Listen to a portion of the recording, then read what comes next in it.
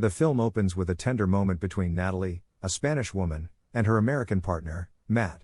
As they enjoy each other's company, Matt suggests she move with him to the United States, promising to speak with his parents and make the transition work. Natalie is visibly excited by the idea. Suddenly, the lights flicker ominously, and she turns to find Matt's lifeless body, an image that jolts her awake in tears. It was only a dream. In reality, Matt has passed away in a tragic accident, leaving Natalie alone and pregnant with his child. Now living in isolation, Natalie struggles with grief. She overhears local women gossiping about her, claiming she's become mentally unstable since Matt's death and rarely leaves her home. Though hurt by their words, she looks at a photo of Matt and resolves to move forward.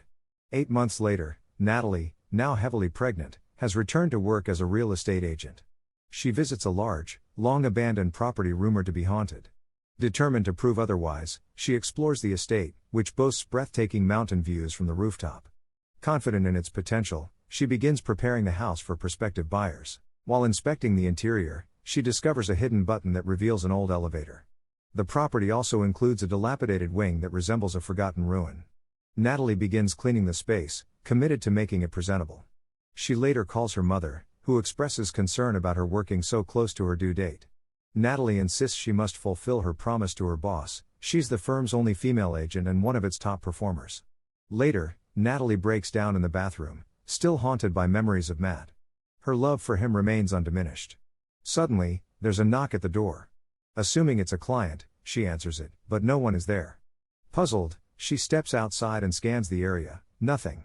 She locks the door and returns inside, only to find a man already standing in the house, claiming to be a potential buyer. Natalie questions how he entered but lets it slide. The man explains he saw the for sale sign and wanted to view the property. As she begins the tour, describing the 2-story structure and its renovation potential, she notices the man seems unusually familiar with the house. He then asks, "What happened to the previous owners?"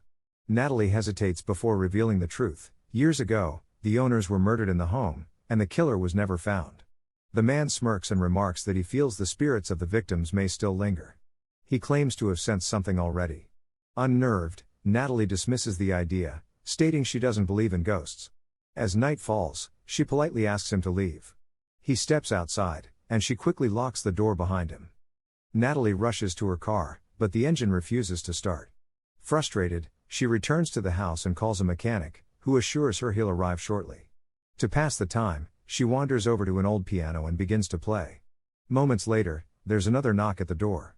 She checks, no one is there. This time, the atmosphere feels heavier, unsettling. As she re-enters the house, eerie music begins playing from another room. Startled, she follows the sound and finds a music player mysteriously switched on. She turns it off.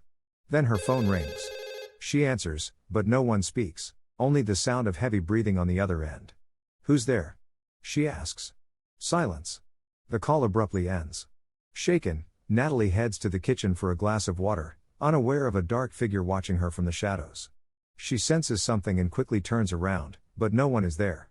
Just then, the mechanic arrives at the window, and she rushes out to meet him.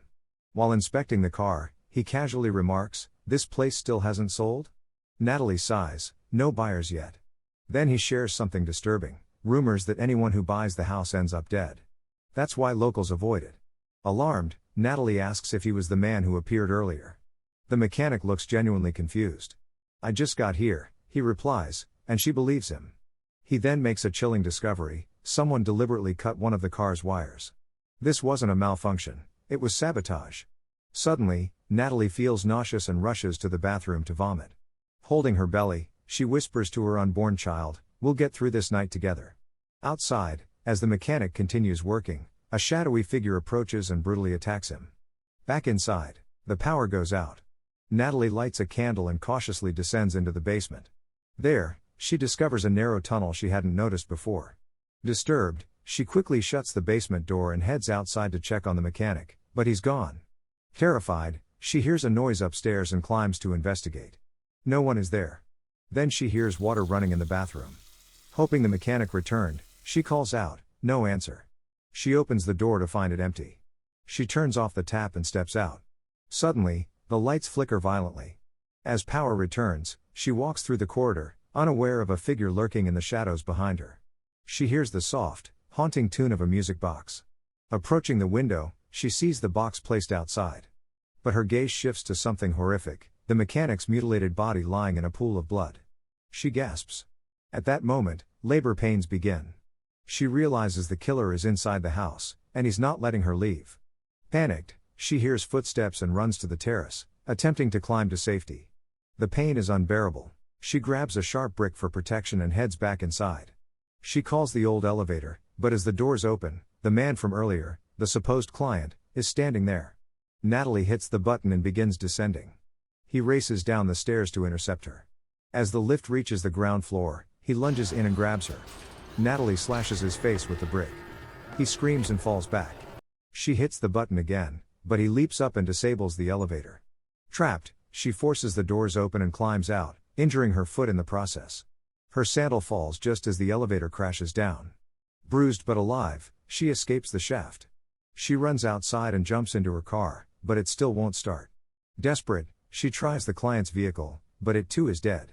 Inside, she finds his ID card, Parker Kent. The birth date is shockingly old. Something's wrong. Before she can react, she turns, and he's standing right there. Frozen in fear, she bolts back into the house. He follows, saying coldly, "You can't escape me. I know this house 10 times better than you do. I've lived here for years. This is my home. No one else is welcome." It hits her, every previous homeowner didn't just die. They were murdered. And he was behind it all. Panicking, Natalie locks every door and tries to call the police, but the line is dead. She searches a cupboard and finds an old map of the house.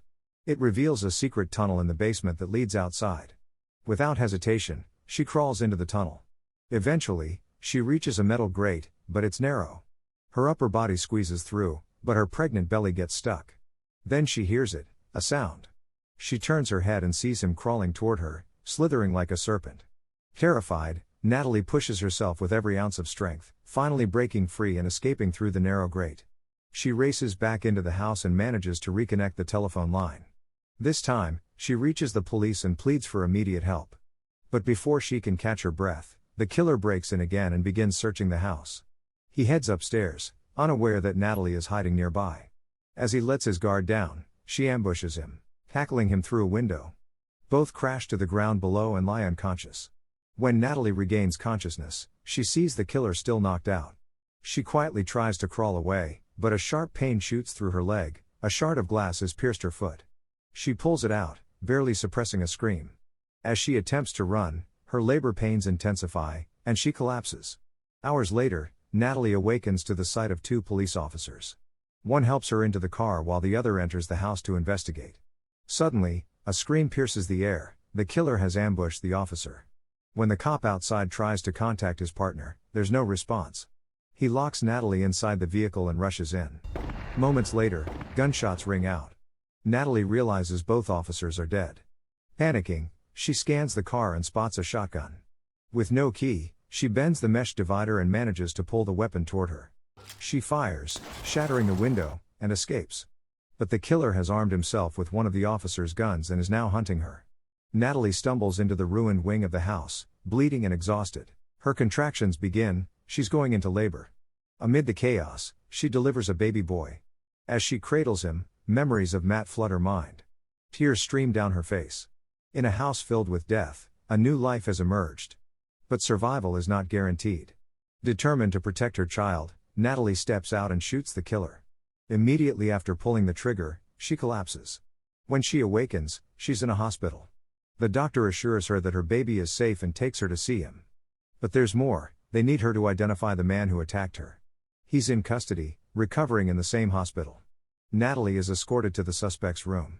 The moment she sees him, she confirms he's the one who murdered the officers and tried to kill her. Deep down, she wants to end him right there. But with police watching, she restrains herself. Later, back in her room, alarms begin blaring. Natalie senses something is wrong. She rushes to the upper floor and finds the officers dead, the killer has escaped. He ambushes her, gun in hand, but she dodges the shot. As he charges, she fights back. He screams that he'll kill her and her baby. Natalie races to her child, who is thankfully unharmed. But the killer storms in, grabs her by the throat, and tries to strangle her. Natalie refuses to surrender. She grabs a surgical knife and slashes his throat.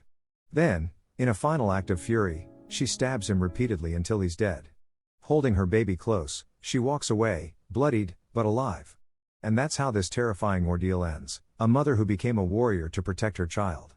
But here's the chilling twist, the man had been living inside the walls of the house all along. Using hidden passages, he spied on every resident, waiting for the right moment to strike. Locals believed the house was haunted. The truth was far worse. There were no ghosts, only a psychopath lurking in the shadows. If you enjoyed this story, don't forget to like, share, and subscribe. Until next time, stay safe, and stay scared.